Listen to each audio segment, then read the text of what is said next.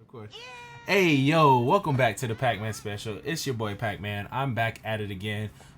We have some DBS content finally. I actually just got back from Greenville, South Carolina, and my buddy, Symbiote, came up to South Carolina as well. So he actually did something great, and then obviously you can see from the thumbnail, I've seen some people on Facebook already ask for this list. So he was gracious enough to bless me with it to put it on my YouTube channel. So let's go ahead and dive into this, sir. Go ahead and introduce yourself. Tell the good people who you are. Sure. I'm Richard Hines, also known as Symbiote and Hermit Style, and I do a little Twitch streaming too. Okay, all right. Shout out to the Twitch. You guys make sure you follow him on Twitch. The description will be in. The link will be in the description below. He streams like a lot. Okay, like it's at least 2-3 times a week, I think, give or take. But he's always on there. Show some love. Drop him a follow, of course. And if you guys are new to the channel, like, comment, subscribe. We are very close to 1,000 subscribers, and I'm trying to get there by the end of the year. And I promise, if we get there by the end of the year, I'll do a giveaway for DBS and One Piece. Whatever the latest box is for the sets, I will give away a box for each one. And if DBS wants an any box instead of a booster box, we can do that. I don't think the any box would be out for One Piece, but we'll do whatever the current One Piece set is.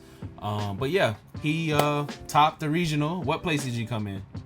At third place with Xeno. Third place? Oh my god, that's nuts. In a green meta, which is really, really crazy. So what made you choose Xeno? Every other one of my competitive decks was bad into Gogeta, so I'm like, I'll just do something different and see what happens. Okay, all right, and obviously it was a great call. And since people don't think about this deck, because it came out in what set? Oh gosh, great question. 14. Set 14. So this is set 14 deck. It's very old. We're on set 22, going into 23. Go ahead and describe the leader and let us know what it does. Sure. In a nutshell, Xeno is a mill deck. He's got an auto. You activate a Shadow Dragon extra card. You and your opponent both mill a card on the front. On the back side, only your opponent mills. Okay. It's pretty straightforward there. A couple other things he does. On swing, you discard when you Shadow Dragons, draw a card. Awakens when you are at 4 life, or if you have 7 more Shadow Dragons in your drop. That's where that discard off your deck and off your leader helps you awaken. On the back, you've got the on swing, draw a card, get 5k. And his main little bonus there, activate main, activate battle, spirit boost 1. You can activate a Shadow Dragon extra card from your hand without paying the cost. Nice. That's actually really good. This has been one of my favorite decks because it was Xeno Sin, and I actually like this deck a lot. I've actually got to pilot it a little bit. I've never taken it to event, which is very rare. So for you to do this was just pretty awesome. So let's go ahead and dive into the deck profile and see what your choices were. Sure. Just starting out, as you see, it's got that Spirit Boost on. That's very important. So you start with the Unison there. That is the Toa Resonance of Shadow.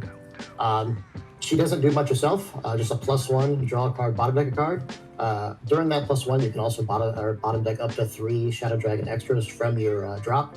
In case you're against another mill, your deck's starting to look low, you can always fill it back up, not to worry about emptying out your deck, which is really nice. She also has a -7. You can play 7 Shadow Dragons from your drop with different names. Never done that, don't know if I ever will. 1, it's hard to get 7 markers, and 2, your opponent's not going to let you. Yeah, right. And I mean, and we're obviously in a green meta, so unisons don't really survive long. So it's actually, this is wild, which I can see why you don't have the markers all the time.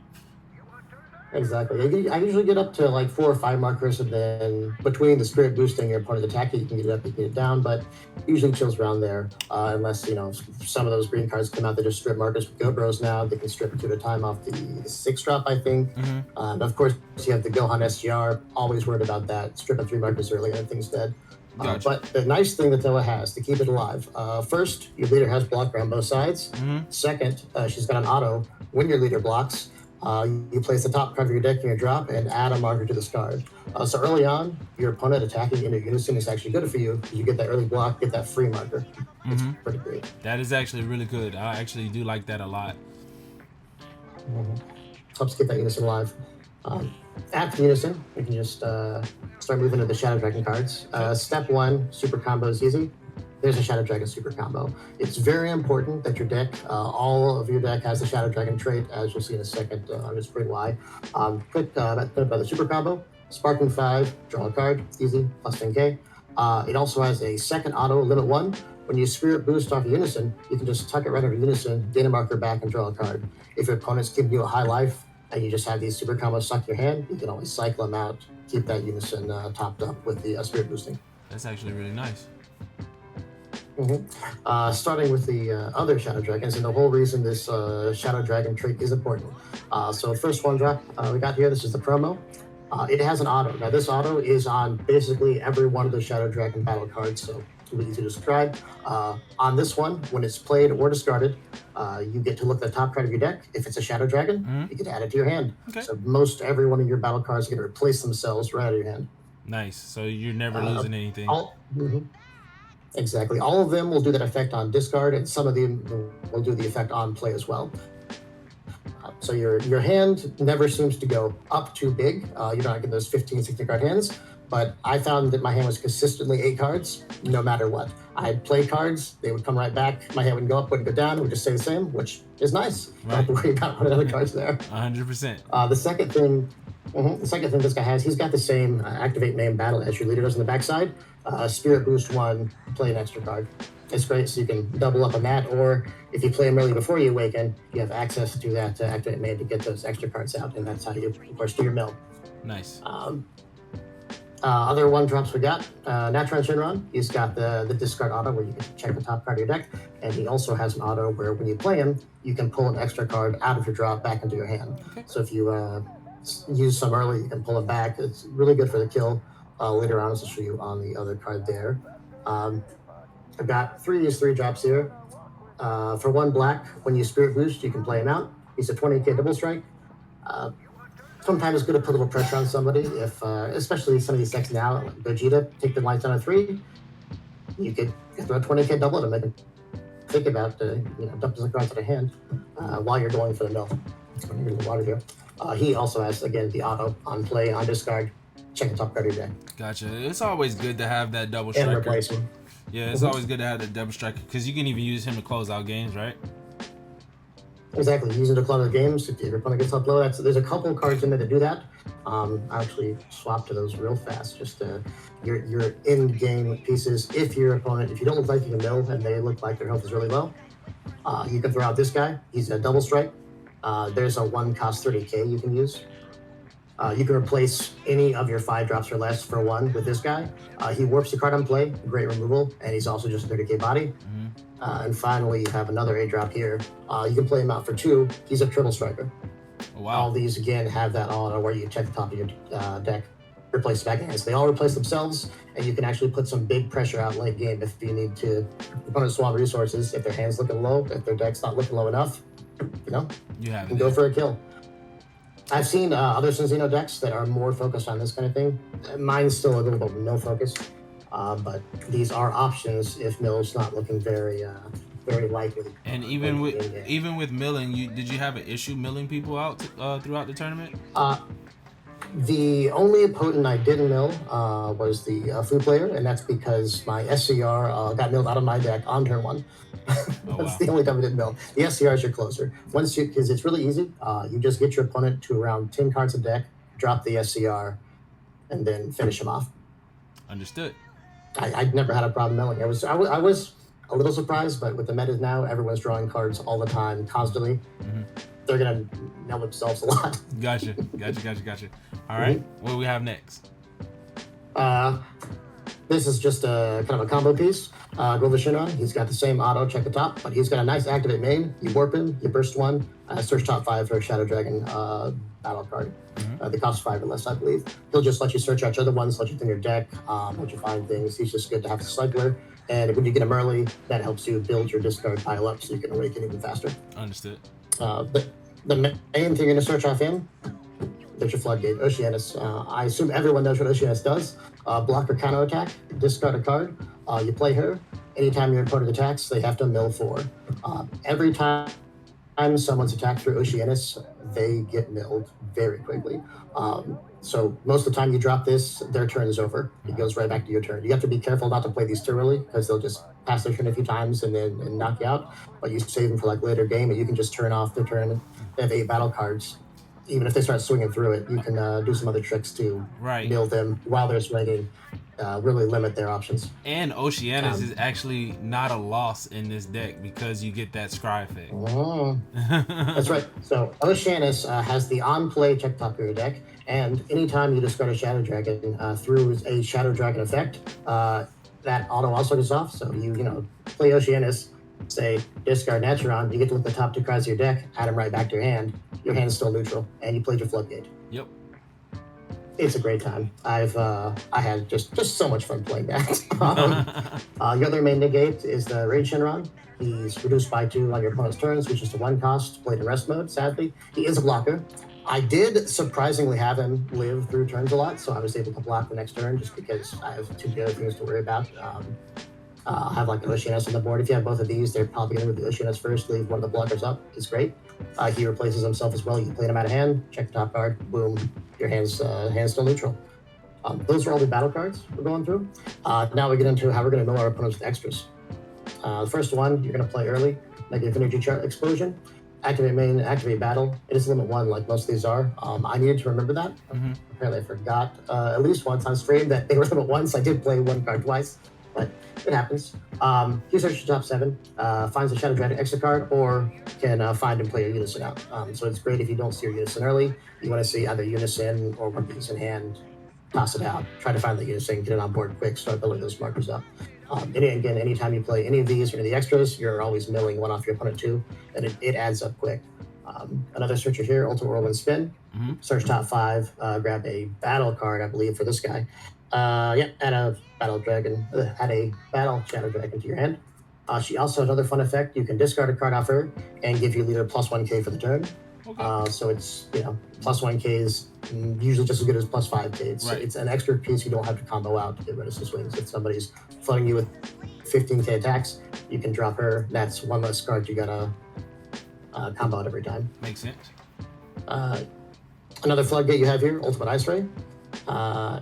1, it'll bill your opponent 2 cards, 1 on play, 1 on its activate main effect. And all these again activate your main battle. Additionally, you can discard 2 cards, and if you do, your opponent gets 1 more battle card attack for the turn. Slide it over to your right. Like you're actually covering it. Slide it over to. Am I? Yeah. Oh no! Yeah. There we go. There you go. Okay. All right, perfect. Well, I'll just move the whole card over there. There you Perfect. go. Perfect. This is the no zone. Yeah, that's the no zone. That's the no zone. So this is like your, it's your Nimbus floodgate. You can play it after your opponent swings. It's great when your opponent swings the leader in. You just pop this on the leader swing. You can even take the damage. Who cares? They get 1 more battle card swing. Turns over. Gotcha. It's a great time. Black Nimbus, baby. Card to stay alive with, Ultimate Flame Shot. You crit alive if you don't take damage for the battle. Okay. So pretty straightforward. They help you out with triple strikes, double strikes if it's looking dangerous. So like Brainwash No More? Yeah, exactly. It's a Brainwash No More. You again play for free after you just said all these 2 costs. You just play for free with the Spirit Boost. It's amazing. I love it. Ultimate Dragon Quake will warp 1 of your opponent's battle cards. Then if their deck is at 15 cards or less, it will go to drop. If it's not, it'll be replayed at the turn, sort of like the Supreme Kai negate. Yeah. Usually I just save this with deck slow and just pop a big threat off the board. Gotcha. Basically 3 removal.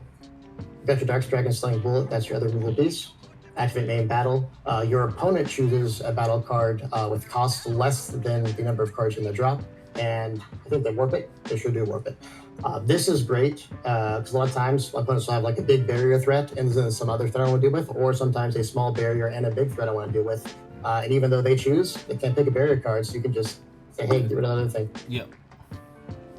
I've used that against Gogeta too when they have like a barrier vector down and an 8 drop or something. Yeah. Well, not an 8 drop, you can't remove that. The turn after their removal effect comes out. Right. You can pop it down. This is the card that I had trouble with remembering. It was limit 1. Great time. Ultimate minus energy Powerball. 2 main effects. First one, it is a counterattack. On your, I'll just read it out so it's even easier. You choose up to your opponent's battle cards with 15k power or less, ignoring barriers sent to work. Does not stop the attack, but it's a great way to snipe out low-cost barrier threats when they swing into something else. You can just pop this down, the barrier is gone. You can play this for free. If you have Unison out, you are always going to have Unison out in this deck if things are going right. If you don't have Unison, things have gone very wrong already. Second effect, if you just don't need the 15k counter, a lot of these, some decks just won't play a lot of 15 cost things. You can activate main battle, give your leader 15k for that battle. The game enters here.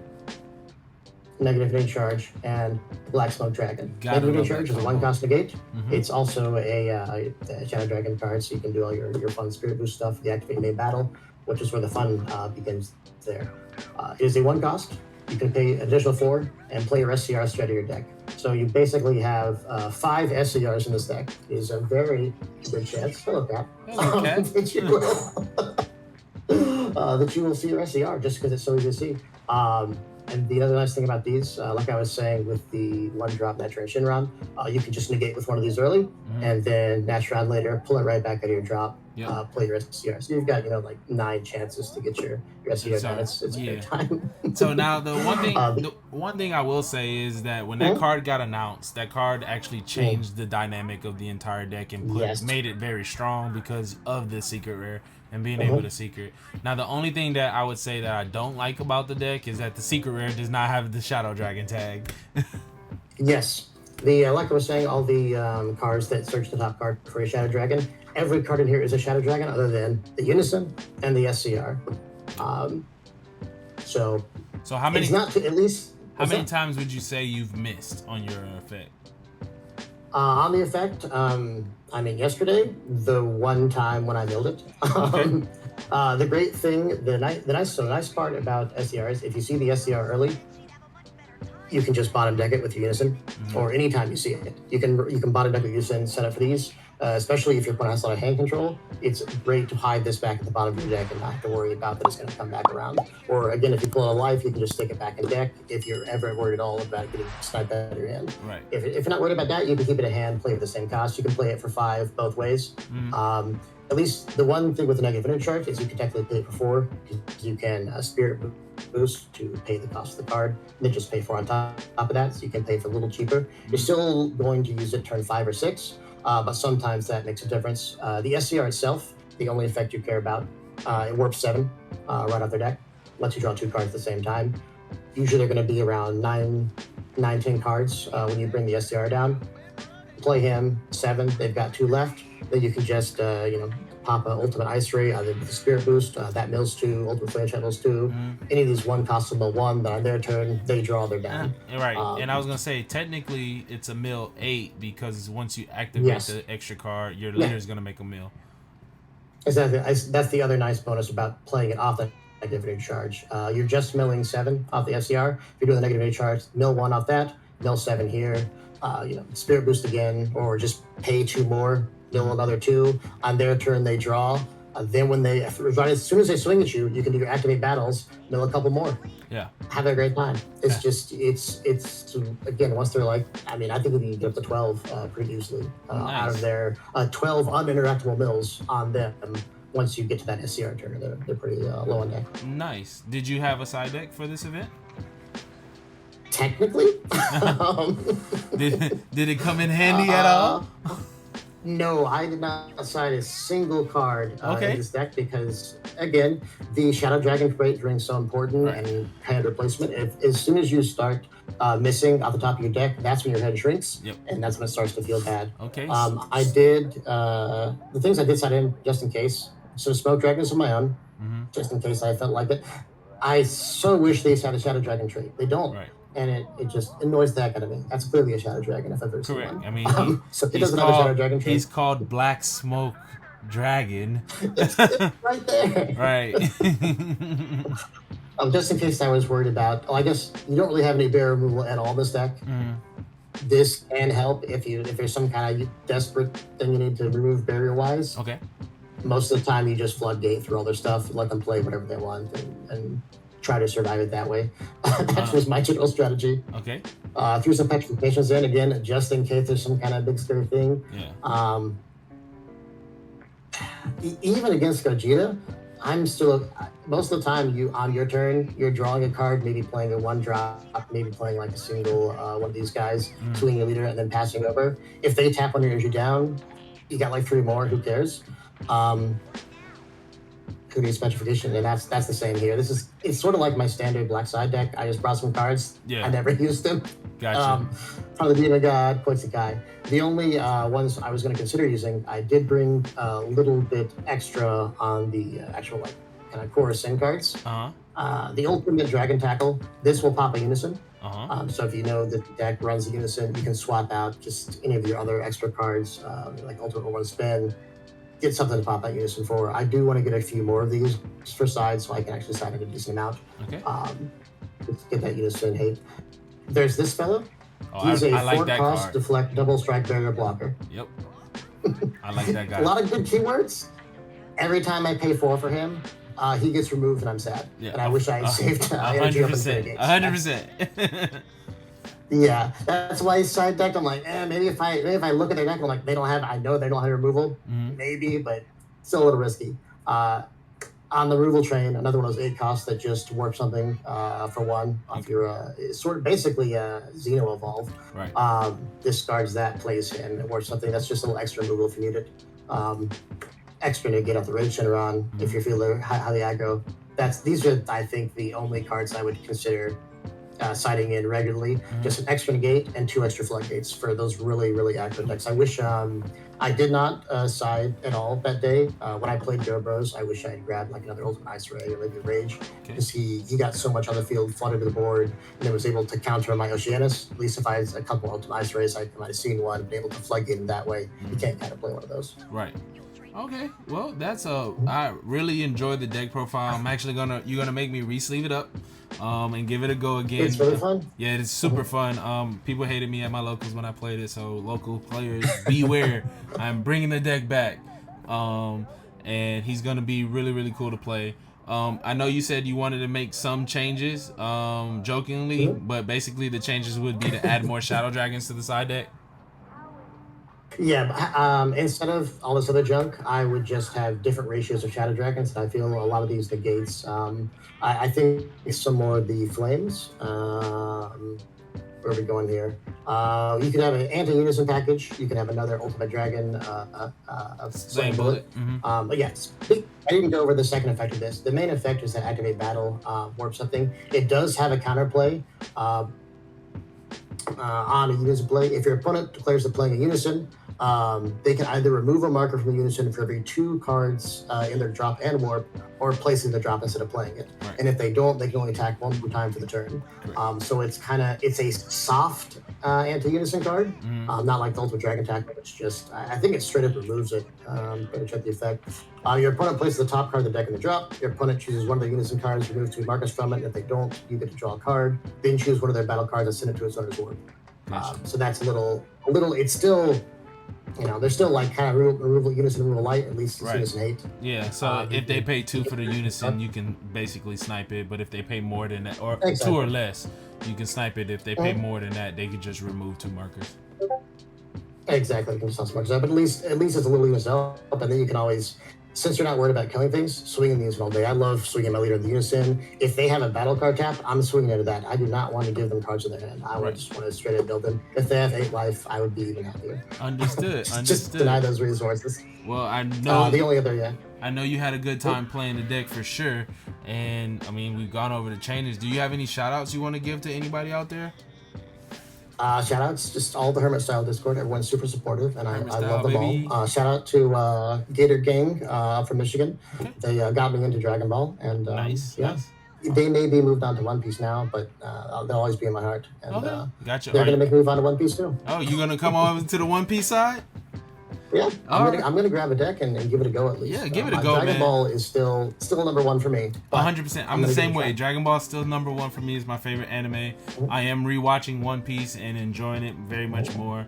I did judge for One Piece, guys. So if you guys see me out there, I was judging for One Piece over the weekend, and I was rooting my boy on all the way when he told me he was playing Xeno Sin. So I was like, it's one of my favorite decks. So I do appreciate you giving me the time of day and sharing this, Sure. great deck profile. I can't wait to see what else you do in the meta. People are going crazy. I don't know if you've seen the comments, but people are like, "How did this deck survive in the green meta?" But you just did it. You just outplayed a lot of people. So kudos, guys, to Symbiote for doing that. And remember, if anybody's got a problem with you, tell them to kiss your ass. That's what I do. You see the sign. Peace, love, happiness. We out of here. Gone.